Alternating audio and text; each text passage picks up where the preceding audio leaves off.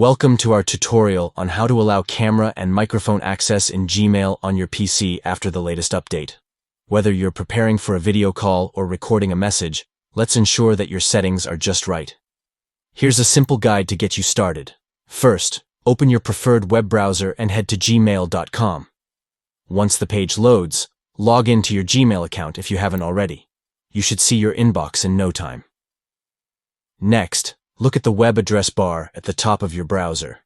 You'll notice a small icon that looks like a padlock or an information symbol, depending on your browser. Click on it to view site information. This step allows you to manage what permissions Gmail has on your device. Now, you'll see an option that says Site Settings. Click on that.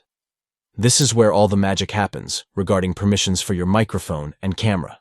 It's crucial to get this right to ensure a seamless experience when interacting through video or audio.